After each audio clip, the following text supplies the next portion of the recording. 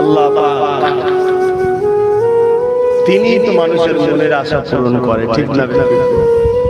এই প্রেমিকটা কে গো, চেনেন তো? হযরতে আবু বকর সিদ্দিক রাদিয়াল্লাহু তাআলা আনহু, রাসূলের শ্বশুর, রাসূলের প্রেমিক, নবীর প্রথম সাহাবী, নবীর গোলাম। কথা বুঝছেন না, বুঝেন না?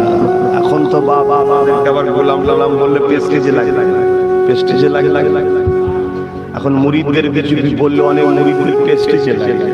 যদি বলে কত বড় বড় কথা বলছি, চুপ করে বস, আদব কর, ওরা আবার প্রেস্টিজে লাগে।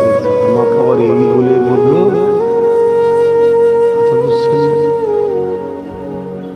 আবার যদি বলি তোদের বাপ দাদা সব দাদা হুজুরের সিলসিলা খাদেম ছিল, মুরিদ ছিল রে বাবা, বেশি লাফালাফি করিস। পীর মুরিদের নিয়ম হচ্ছে পীরের লাঠিতে পীর বলে মানতে হয়। আমরা পীরের ছেলে মানবিনি মানে হ্যাঁ, বেশরিয়াতি কথা বললে ওটাকে মানা যাবে না, কিন্তু অপমান বিয়াদবিও করা যাবে না। কারণ পীরের ছেলেটা মুখ ঘুরিয়ে দাও, সরে যাও। অনেকের আবার জাহাজ হয়ে যায়, হ্যাঁ আমি মুফতি সাহেব মানে, আমি মৌলানা সাহেব মানে, আমি হুজুর মানে, আমার অনেক ফলোয়ার্স আছে, ভক্ত আছে, তাই না? এ খাসলত তো ভালো নাই দেখছি, এ তো অহংকারী খাসলত চলে যাচ্ছে। কথা বুঝে আসছে না? এই লোক ভালো। হযরত ওমর ফারুক আর হযরত ওমর ফারুক হুজুরের ছেলে আর হযরতে হাসান হুসাইন একসাথে খেলা করছিল, জানেন তো? বলেছিল এই গোলামের বাচ্চা গোলাম। ছেলের প্রেস্টিজে লেগে গেছে।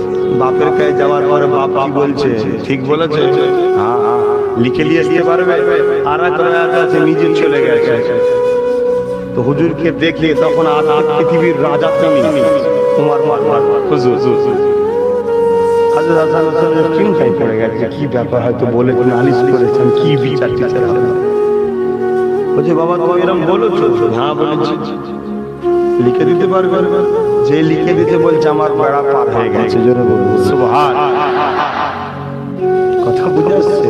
এখন যে দাদা হুজুরের মুরিদের ঘরের ছেলে পুলেদের আমরা কিছু বলি, ভালো জন্যই বলি, যে ওহাবি মাইন্ডের দিকে চলে যাচ্ছে, ভুল রাস্তায় চলে যাচ্ছে, যার ওয়াজ শুনছে, যাকে তাকে লেমটা বসা করছে, বেশরিয়াতি কাজ করছে, এগুলো করুনি।